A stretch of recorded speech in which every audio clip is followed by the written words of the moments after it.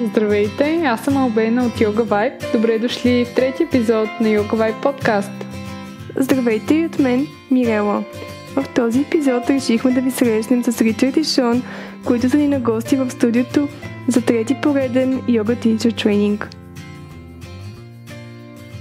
Ричард и Шон са учители с богат опит, провеждащи обучения по цял свят и дългогодишни приятели на YogaVibe. Настанете се удобно и се насладете на разговора, който ще се проведе на английски.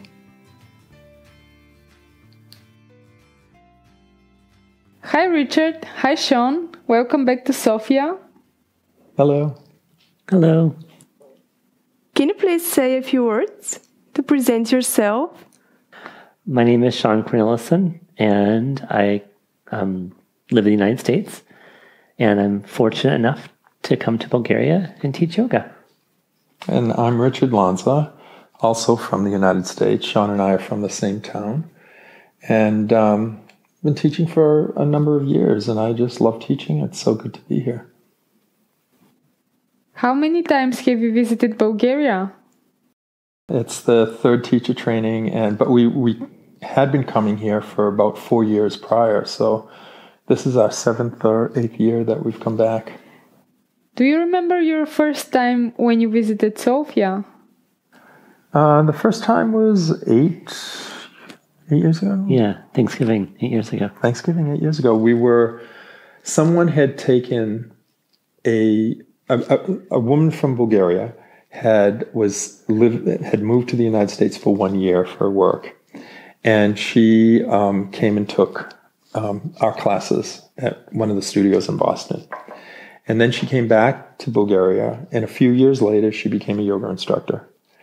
And she wanted to run a retreat. And she wanted to have a teacher from the United States come and run the retreat for whatever reason. And she thought of Shawn.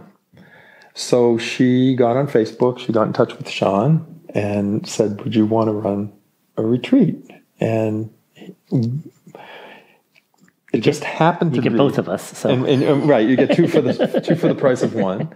And we just happened to have that 1 week free, which was Easter week. It was the only week that we had... I'm sorry, Thanksgiving. And so we just decided to come.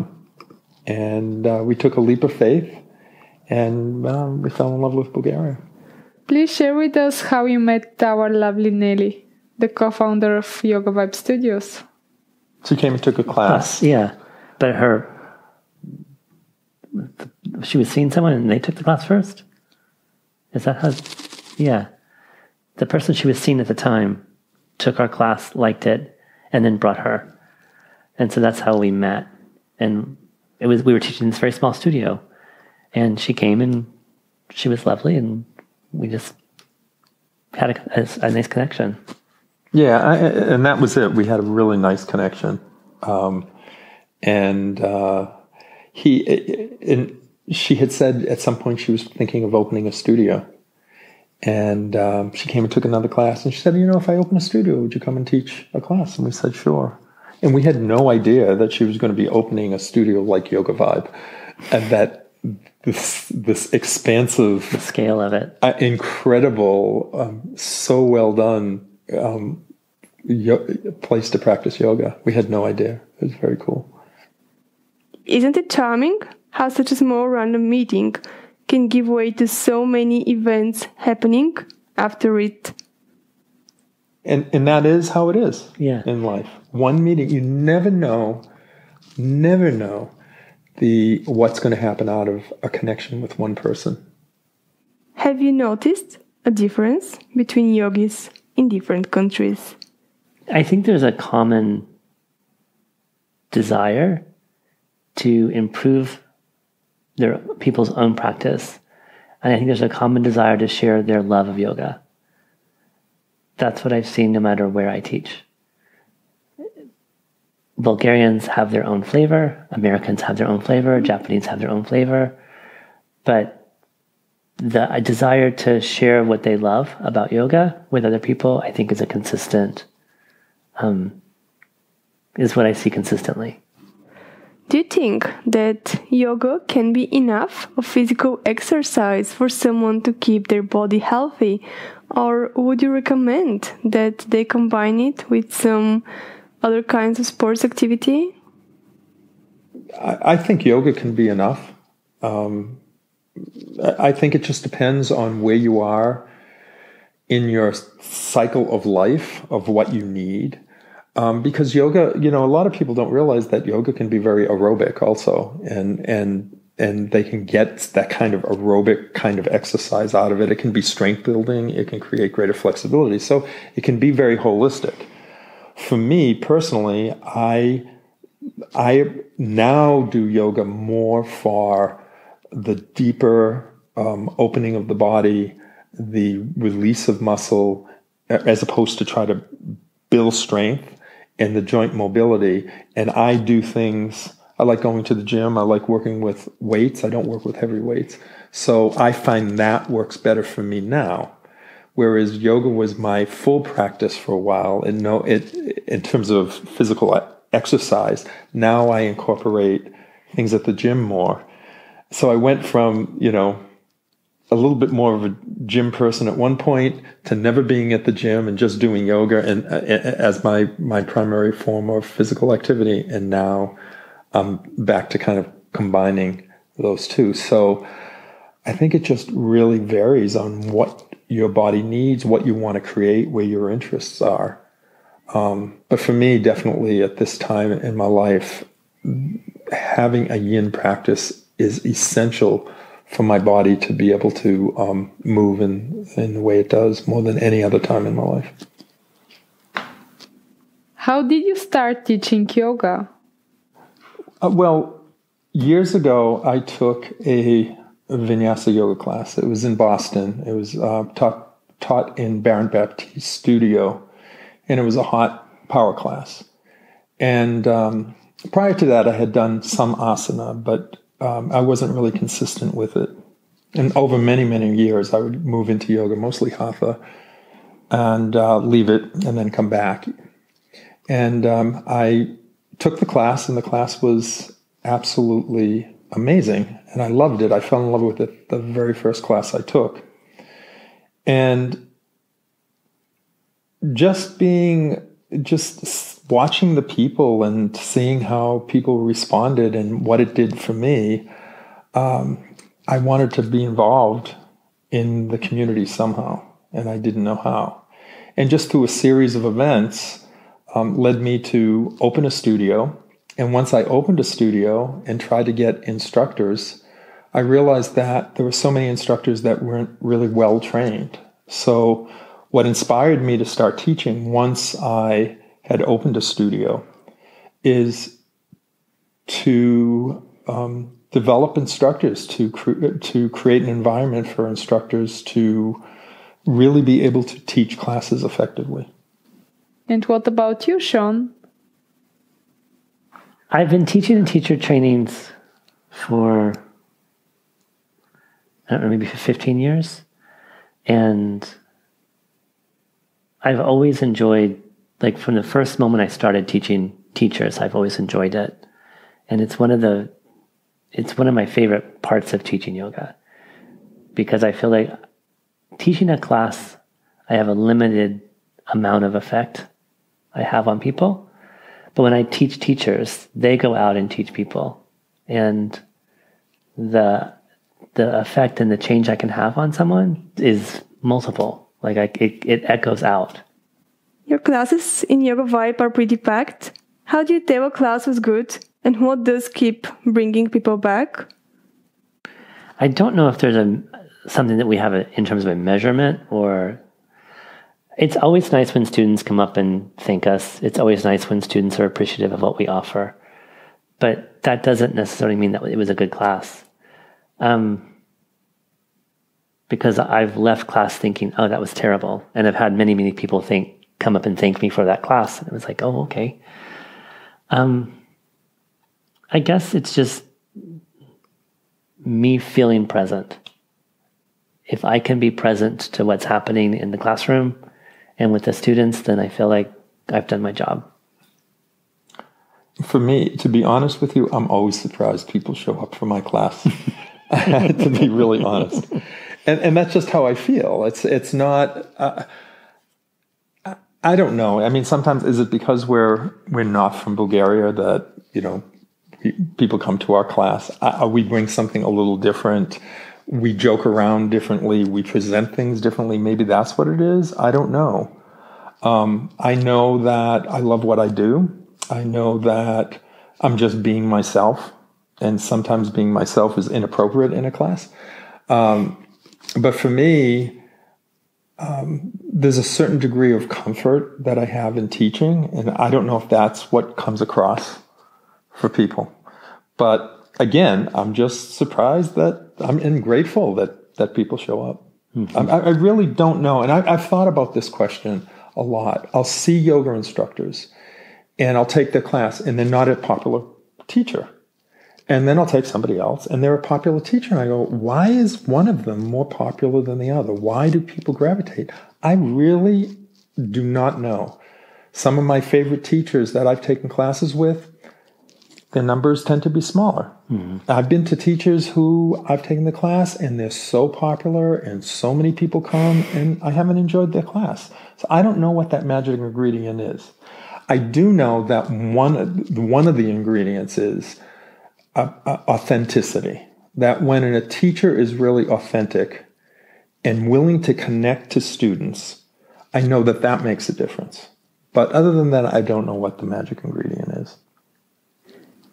Do you think the basic 200-hour teacher training is enough to prepare a practitioner to teach people yoga? Yeah, I think the 200 hours is a wonderful basis. It's enough time. And, I think there are some teacher trainings that try to jam everything in a shorter period of time. I like 200-hour trainings that are spread out a little bit to give people a chance to really digest the teaching. But 200 hours is really good for a basic foundation. It's 200 hours certainly isn't enough. I mean, I think we're all growing, we're all learning more all the time, whether you're an instructor or a teacher. So as a foundation, 200 hours is fine, but I think it's infinite in terms of time and in terms of understanding and learning. How do you think Eastern traditions complement the Western view on how people should move? For me, when I'm wanting to know more about asana, I look to the West. I look to people who are kinesiologists and physiotherapists and who come with a medical background and a movement background. Because the way that they're looking at asana is, I think, more appropriate for who's practicing yoga now. The idea that we're going to take this particular way of movement that comes from a very particular context, and we're going to make it universal for all bodies, I don't know how realistic that is. And I see when that is applied, a lot of people injuring themselves. And so how we teach asana is based more on the newer science around movement, that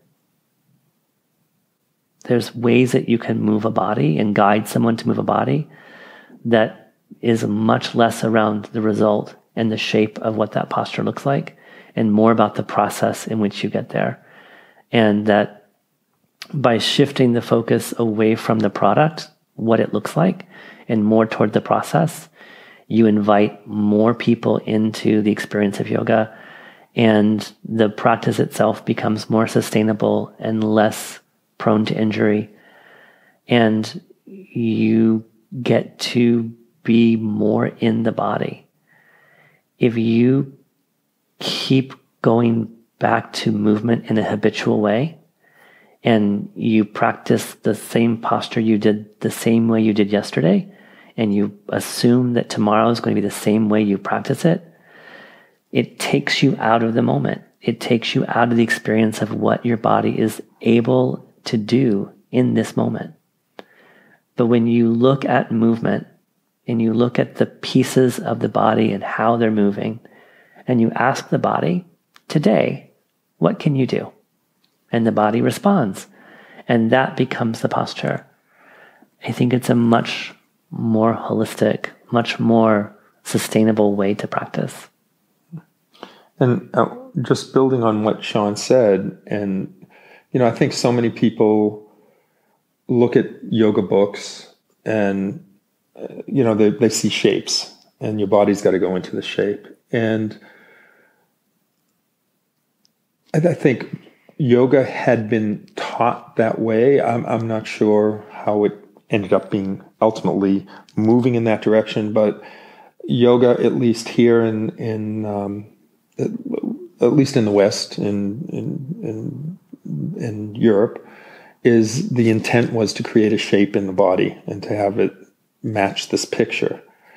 And I think we're moving away from that. I think we're moving away from the idea of this end product that all bodies should look a certain way in a posture and make this exact same shape. And rather having the emphasis is now becoming more on the process, as Shawn said, and moving into or towards that particular shape in the way a unique body can move into it. So I'd say there's been a big shift in that over the past few years. Mm-hmm. You have taught so many students in yoga. There was something about your teachers. There are teachers that I've studied with that are, I guess, famous. But there are also so many people that I've learned from that are my students, that are fellow teachers, that have nothing to do with yoga, that have taught me so much. I've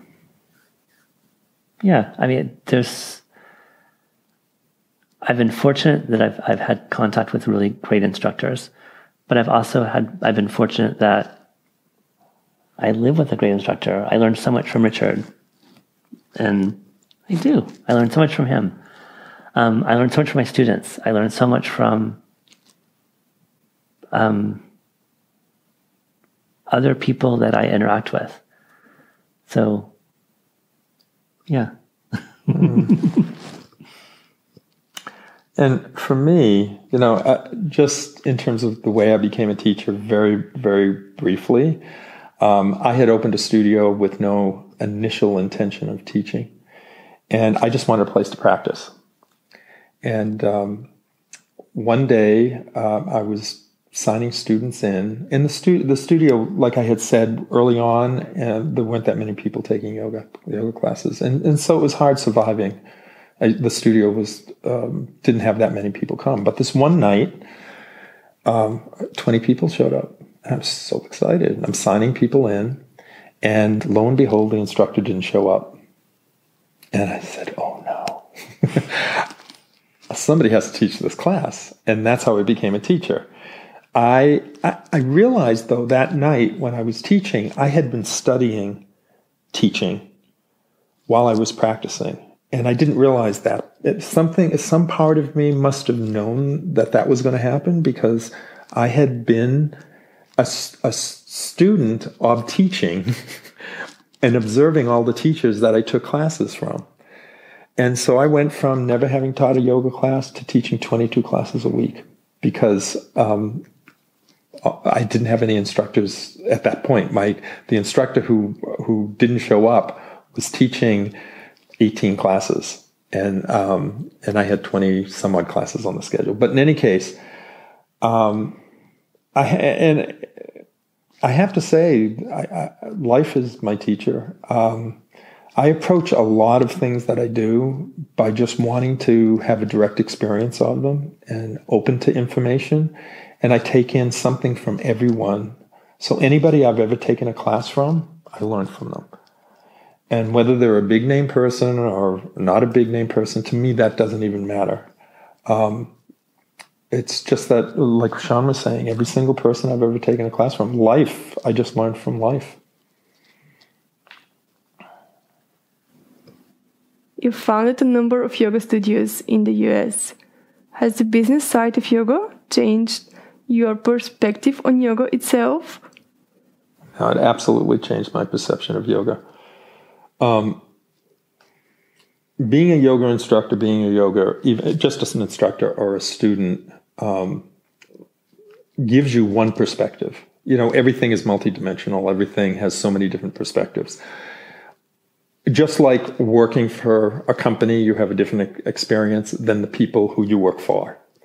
Yoga is a business and has become a business. So it can be disillusioning to open a yoga studio and have to deal with coming into or from this very idealized place of, what life should be like or could be like, and then have to deal with the hard facts of just making money and just going through the things that you have to do to run a business.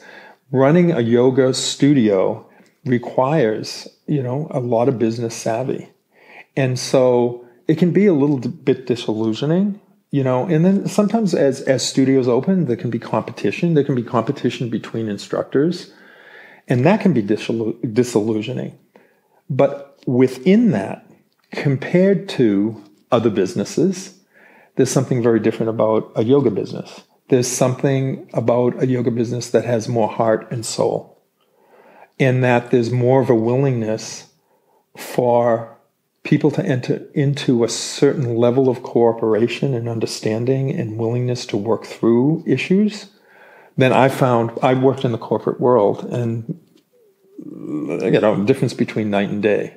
So there's that quality of it being a business, but at the same time, the spirit of what yoga is about, which is really about being responsible, about waking up, about communication, about connection, is there, and that thread runs through the business. Is there some aspect of yoga that keeps surprising you? I'm continually surprised at what I don't know and how much there is to know. No, I totally agree with that. Yeah. With a few words, can you say what yoga is and what it is not? For me, yoga is transformation. And it's transformation using the simple tools that yoga offers, which is breath and stillness and movement.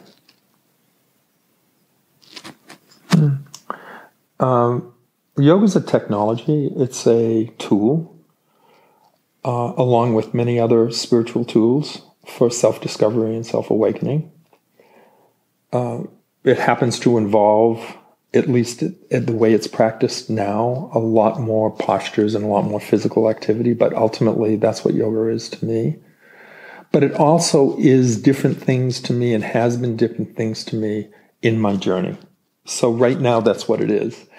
I would say at one point, yoga for me was about physical fitness more so than anything else. But that's changed. What yoga is not, I don't know how to answer that question. Yoga, some people will say that isn't very yoga when people treat each other that way. Or things don't go their way. Or things don't go that way. But yoga is life. Yeah. And to say that if somebody is behaving in a certain way, it's not yogic-like, I think that just comes from a place of judgment, of an expectation of how things are supposed to be, as opposed to willing to be in the moment and experience things as they are.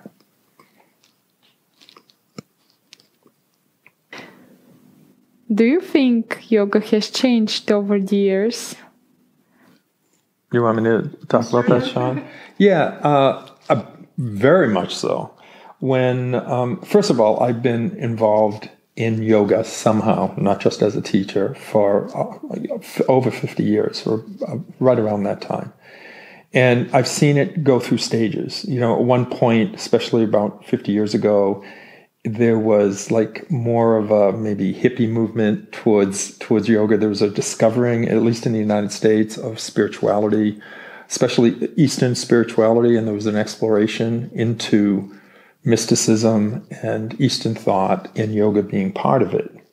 And then it seemed to, move a little bit more into the background for a while. And it wasn't till about 20 years ago in the States where yoga became more trendy and actually became part of mainstream. Even 20 years ago, I remember with our studios, some people thought we were a cult. They couldn't understand what yoga was. They had an image of yoga being people, bent up in pretzels and postures like that. And now yoga is mainstream. You see TV commercials with people rolling up the yoga mat.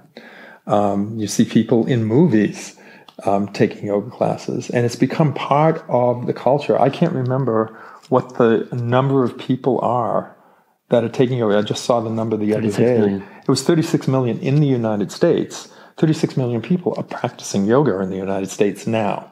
If you go back 20 years ago, that was not the case. When I first opened the studios, if we got 6 people in a yoga class, it was a busy class. And it built from there. And it skyrocketed when it happened. And I saw the same thing happen here in Sofia. When we first came, maybe about 9 years ago, certainly there were studios, but they weren't jam-packed. And then we noticed over time, over a very short period of time, the studios became busier and busier. So there is a huge, I don't even remember what your question was, but there has been a really big shift in the growth of yoga and being incorporated in just day-to-day life.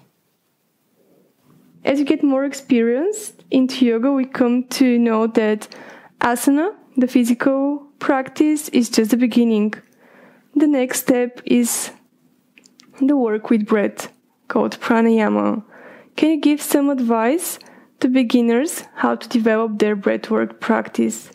Yeah, well, first I'll start off saying something, but Shawn really has I love his perspective on how he talks about discovering the appropriate way of breathing, so to speak, that rather than to build on a dysfunctional breath, how to start to work with a functional breath.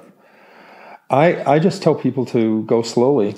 And I think it's just in general, in terms of the practice of yoga, we're all trying to get from point A to B. We're all in such a rush to get someplace.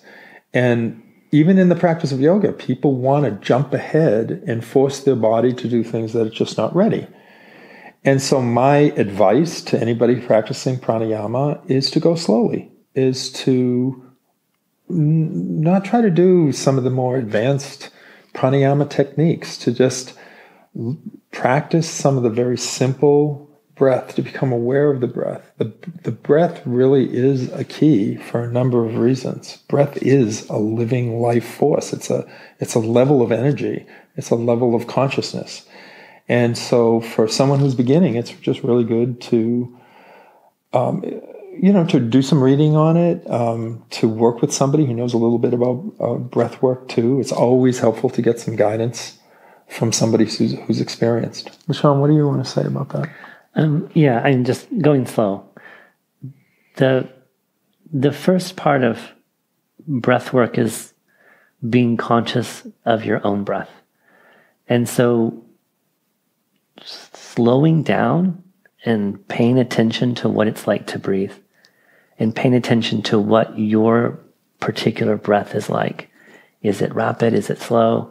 Do you breathe in the belly? Do you breathe in the chest? Do you have a holding pattern of breath? Just like asana, before you can do advanced asana, you have to make sure that your body is moving well.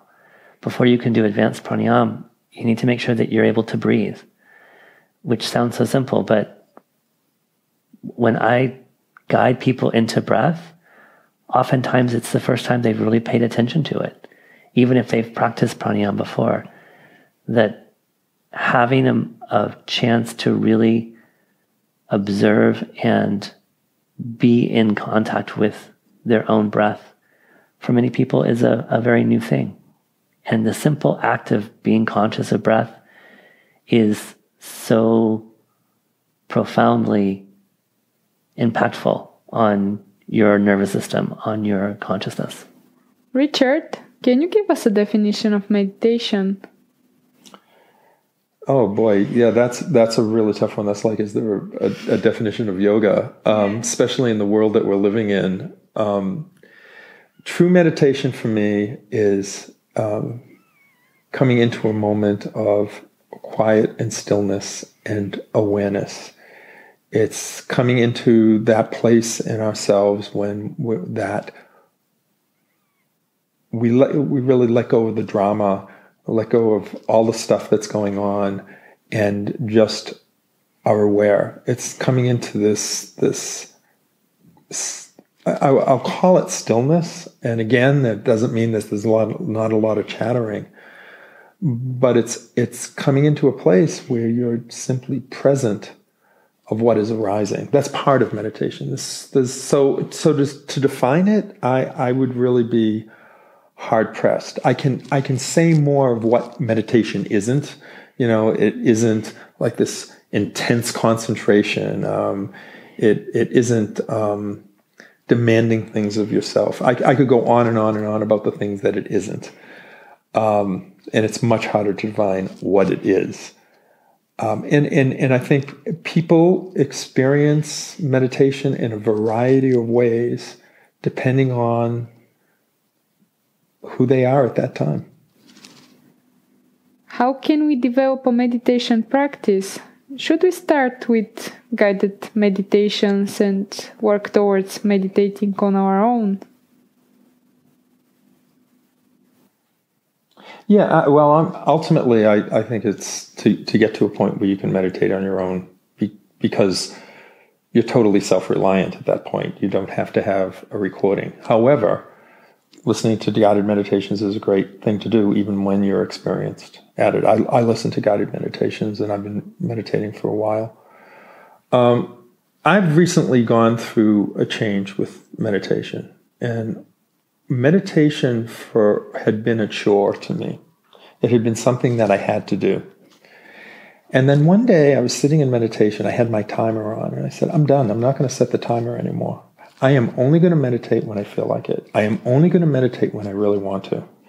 And it became joyful at that point. It didn't become anything I had to do. It didn't become a chore. I can sit for 30 seconds if that's what I want, or I'll sit for a lot longer.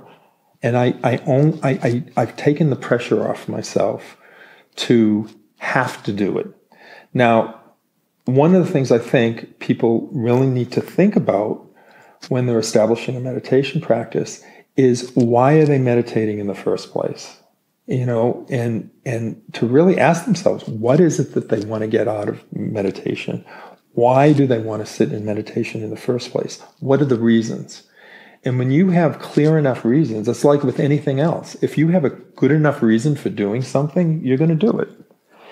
And it's hard to begin with, because meditation can be, and I'm talking about just a seated silent meditation. It can be really challenging, and it can be really frustrating because of the nature of the mind. So because the mind always wants to chatter and take you in all these different directions. And one of the things I've come to realize is, the mind is just doing its job. It's kind of like, people will say, I just want the mind to stop thinking. It's kind of like asking the heart to stop beating, or the liver to stop working. This is what the mind does. And I think for me, having come to peace with that and taken the pressure even off stopping the chatter of the mind, has also really helped me a lot with my meditation practice. What do you practice daily? So my daily practice is a combination of yin and somatic movement and therapeutic movement that I do every day. And depends on what my day holds. So if my day is going to be a day where I'm sitting and teaching all day, then that's going to be a different practice. If my day looks like a lot of movement or a lot of activity, then that's going to color what I do to prepare for that. But in that movement, there are moments of meditation, there are moments of breath. So depending on the time, on how much time I have in the morning, it's between an hour and 2 hours of breathing and movement and stillness in some combination, in some pattern that I pull together based on kind of what I need in this day. Do you want to say something about what somatic movement is? Sure. Somatics are small movements that are designed to release muscle tension in the body. So we all carry with us a certain level of tension, and we're either aware of that tension or we're not. And somatics are movements that are designed to bring that tension into focus and allow the body to release that tension. So they're very small movements that are done very, very slowly. And I find them very, very helpful. I'm also a yoga therapist, and in that training, I learned different techniques to find more and more connection to the body, like how the body works. And so I'll spend my morning just working on small movements to improve connectivity in my body. And then that might move into larger asana or more complex asana, but it might not. It might just be, I stay really focused on what is my hip doing today? Like, how is it? And I just hang out with my hip and see what's happening and hang out with the level of tension there and see if I can release it and bring in more flow of energy and more awareness. So, yeah, that's my exciting practice. I think part of the question you asked was how has that all changed for me from when I started? And I came to yoga more with an interest of the philosophy and pranayama and chanting. Those were the three things that really attracted me. And asana was a very small piece of that. So my interest in yoga was more about those practices. So I would, and meditation. So I would practice meditation, I would practice chanting, I would go to different groups that did chanting kinds of things and meditation practices. And then I started to take, while it was going on, I took some hatha classes and I really liked it. And so I would do hatha on and off over the years, and I continued with my interest in those aspects of yoga. And then eventually I came to vinyasa, and that's when I just absolutely fell in love with the asana portion of practice. And then as time went on, I had a very aggressive practice. I practiced 7 days a week, every single week, especially when I was teaching a lot. And my practice was very aggressive, and I did all the fancy tricks, and I really enjoyed doing them. And then my body started changing. You know, I got into my 60s and late 60s, and my body has drastically changed over time. And so now I'm moving more towards yin in practice. And so every day I do a yin practice in the morning, but I'm also have been playing with movement of the spine and the joints, and this is a self-exploration. So it's kind of like going from what I know about yoga, but then also saying, okay, let me step out of that box a little bit, out of these boxes of these are the postures, and start to go into my body and say, how does my body need to move right now? How can I create more joint mobility? And so I've been just exploring that. So every day I do a little bit of that. And I do some pranayama, and then followed by meditation for however long I'm going to sit in meditation for. Shawn, you have an upcoming yin yoga training. Tell us more about yin yoga and who is it for? Yin yoga is a lovely complement to the more active styles of yoga like hatha or ashtanga or vinyasa. those styles of yoga focus on working with muscle, which is yang tissue. And yin focuses more on connective tissue, so ligament, tendon, bone, fascia. So it's stressing and working with those kinds of tissue specifically. It's nice to have that complement, because while you want to stress muscle and you want to build muscle, you also want to work with connective tissues. Especially as we get older, our connective tissues get drier and more brittle, and that starts to bring bones towards each other, which limits ranges of motion and limits our ability to move as well. So having the complement of a yin practice with a yang practice is really beneficial for the longevity of your practice, like the sustainability of it. And this training is open for everyone. It's open for teachers who want to learn how to teach yin, but it's also open for students who just want to have a greater understanding of their own practice or expand their own practice, their home practice. So I'm teaching a yin 1 the weekend of October 31st and November 1st. And I'm teaching yin 2, I think the couple weeks later. I can't remember exactly. November 20th and 21st, I think. But Richard does. No. I'm in charge of scheduling. Yes, he's in charge of a lot of things.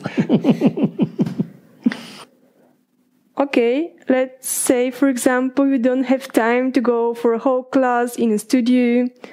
Is it worth practicing on your own at home for just a few minutes, just 1 or 2 poses? So with a home practice, that's the beauty of yin. If I know the postures, I know how to get in and out of them, then I can really start to tune in to what my body needs today.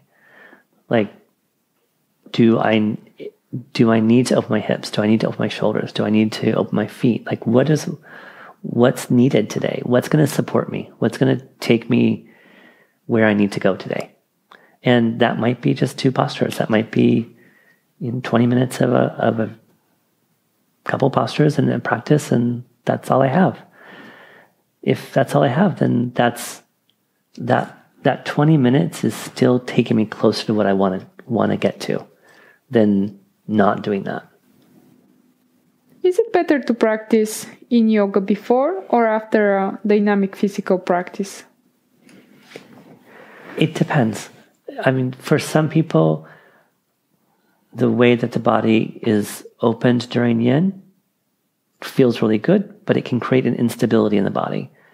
And so if I take this sort of unstable state and then move rapidly, I can open myself up for injury. For other people, opening the body creates more space, and it's a stable space with which to move into.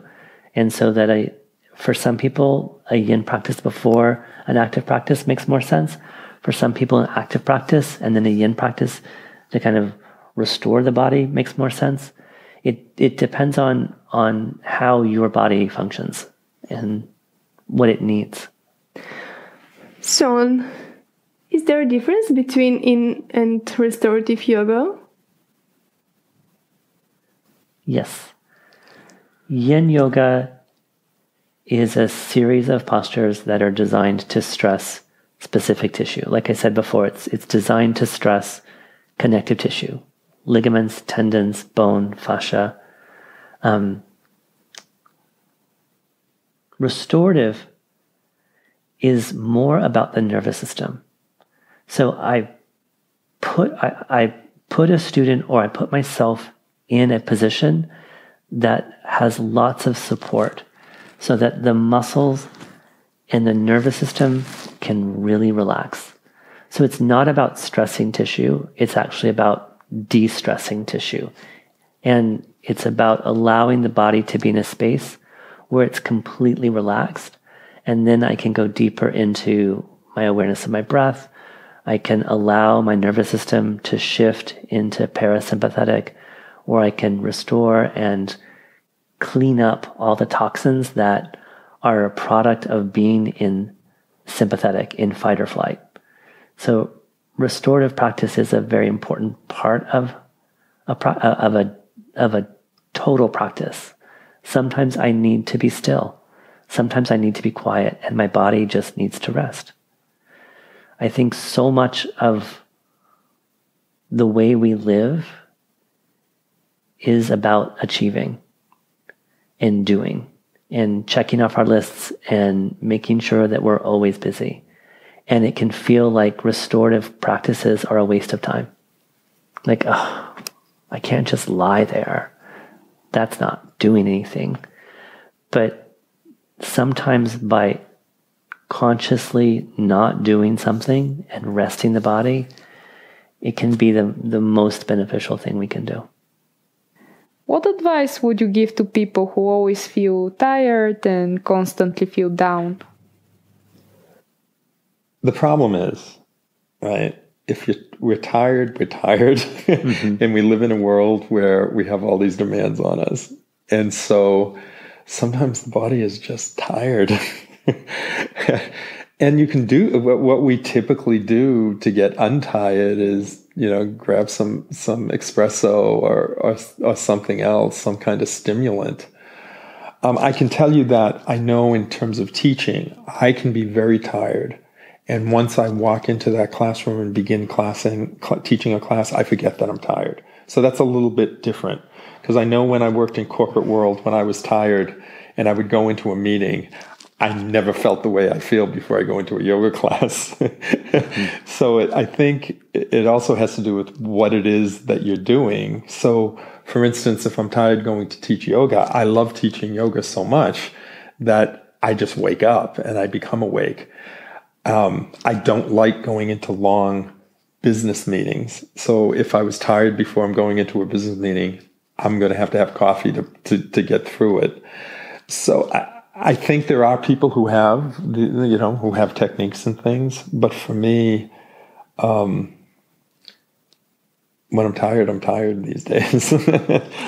Yeah. But what do you want to say? No, I agree. I think acknowledging how you feel is really important.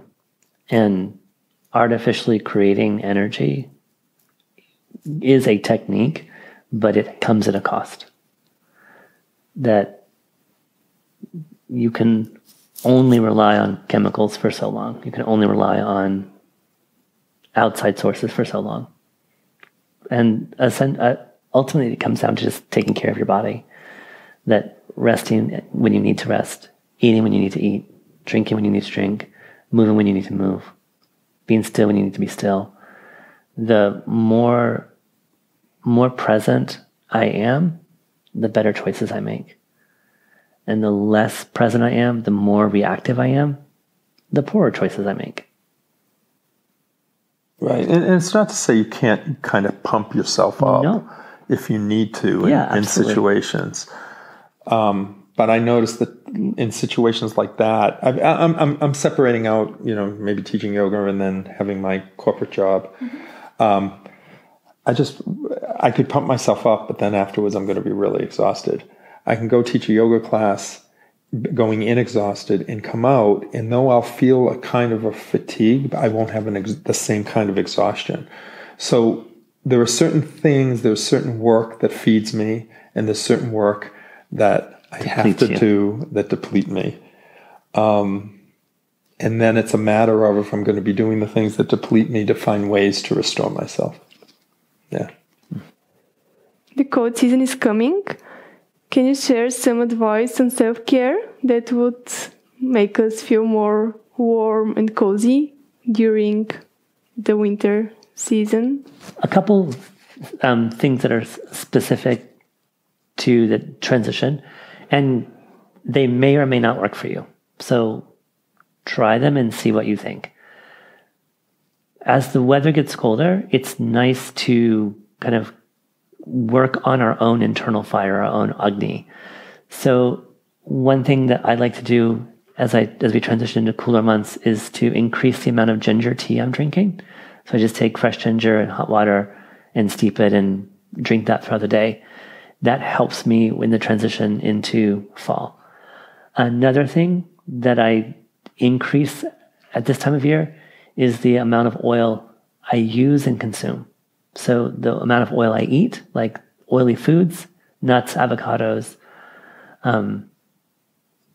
like things that are high in oil, but also in application of oil. So daily oil massage. And at night, I put on oil on my feet and then put on some socks. So just helping my body, because I know my body needs more oil as the weather gets drier and cooler and more airy. And how about you, Richard? Well, recently, within the past year, I really wanted to work on building my immune system. So I started to practice different styles of pranayama, which require a lot of deep breath and holding of the breath. So both holding of the inhalation and holding of the exhalation. And when I do that, I also touch or tap certain parts of my chest that stimulates building the immune system. So there's acupressure points that I do on myself with those breathing exercises that have really helped. The other thing I started doing a year ago that has made a really big difference is I take an ice cold shower every morning. And for me, this has made such an amazing difference. And I have to tell you, I started off absolutely hating it. And now I really, I find it invigorating, and I just feel like it's helped improve, it's improved my health. What classes are you teaching while in Sofia? I teach Thursday morning at 10:30. It's a slow flow. It's just my own way of teaching. I don't know how to describe it. And then we both co-teach Friday night at 7:15, and Tuesday at 7:30. And so those classes we both co-teach. What are your plans until the end of your stay in Bulgaria? Well, this time, our stay in Bulgaria, we are teaching a lot. We're working a lot. Yeah. So, unfortunately, we have been wanting to just go around and explore Bulgaria. And unfortunately, this trip we're not going to be able to because of our schedule. We're going to try to take a few day trips, Plovdiv and other places. We have friends who've asked us, if we can go away for a day during the week, we're going to do that. Our goal, next time we come back, is to give us a few weeks so we can just go to the seaside, go into the mountains, and really see some of the things that we hear so much about in terms of the beauty of Bulgaria. But unfortunately, this trip we're not. Do you have anything up your sleeve, Shawn? Just, again, lots of work. I mean, I'm doing the yin training, the 1 and 2. We've got teacher training, our classes, but then we also have stuff that's still going on back in the States. So I still have clients that I'm seeing. I still have people I'm working with in private teacher trainings. So I still need to kind of connect with them at different times of the day. But I can tell you one thing we're going to do is eat some really good food. Yes. We love coming here. Some of the food that we have here is just wonderful. Yes. We're both vegan, and there's some amazing vegan restaurants. And this time of year during harvest time, yeah, it's so nice. The tomatoes, the pumpkin, we can't wait for the pumpkin. So if anything that we're going to do is we're going to have a vacation of the mouth and the tongue and the taste. Yeah. Thank you very much for participating in our podcast. Thank you for asking us. Yes. Това беше от нас за тази седмица. Надяваме се, Ричард и Шон да са ви вдъхновили. Очаквайте ни отново с нов епизод на YogaVibe Podcast след точно 2 седмици.